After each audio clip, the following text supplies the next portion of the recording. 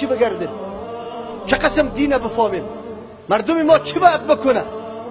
کدام امری غلط نیست. حالی امروز در این روز آشکارا میشه، آشکارا میبینه در فیسبوک ها و در اینترنت و در تلویزیون ها سر احکام اسلام نعوذ بالله مسخره نمیشه، انکار نمیشه، بنگی بر الله دعواها میشه. خدا معرفی میکنه میگه ما به شریعت ضرورت نداریم، شریعت جداست، طریقت جداست، ما از نفس میگیریم. معنی از این میفهمی؟ معنی از این میفهمی؟ یعنی ما به قرآن و حدیث منکر هستم، ضرورت ندارم، برای ما مستقیم وحی میآید. هستم یالی به میلیون ها مردم هم یک عقیده را داره، میره پیشش. یک خانقاه بند شد یا طلب کرده شد، مولای سی بیچاره را از منبر کش کو چی گفتی؟ در جهاد چی گفتی؟ ای آیت چطور گفتی؟ و چنه؟ و نه شما برای چیسته؟ راسته واقعا شما را بر الله قسم دفاع از اسلام داری؟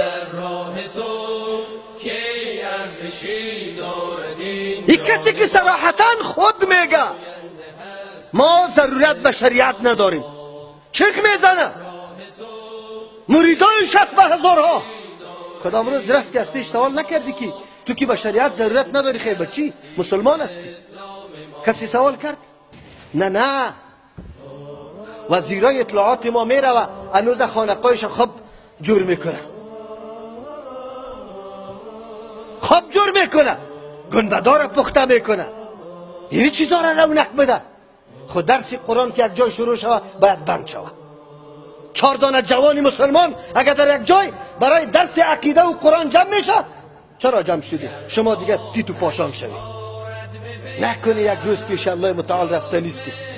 اینی مردم خون داده، این ملت خون داده برای دفاع اسلام، تمام مشاکل کشیده. با انگلیسی ها جنگ کردن یک مرتبه نی، آزادی خود از دست ندادن، آزادی دین خود. نکنی این مردم زحمت کشیده نیاکان ما و تو خود حامی کفر میشی. نعوذ بالله کفر شیوع پیدا کنه، نه جلوی نصرانیت بگی، هر قدر انجیل توضیح میشه توضیح شوه، خو لیکن رساله که در او آیت قرآن و حدیث باشه او توضیح نشوه. پابندی سر یعنی گپ است.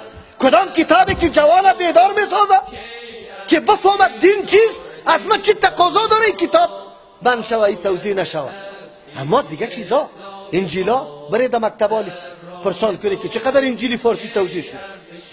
همینجا مکمل مرکز است برای نصرانیت. از اینجا در هندوستان روان میشه، آدرس داده میشه در هندوستان. از اونجا برو که مریضا را اونجا چطور پذیرایی میکنه، بعد از اون کجا کدام جا روان میکنه، کانادا و دیگه جا.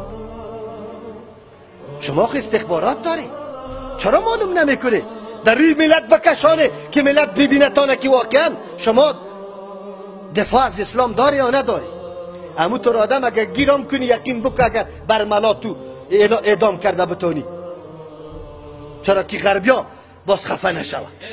امو کار نمی کنیم. این حالت ماست.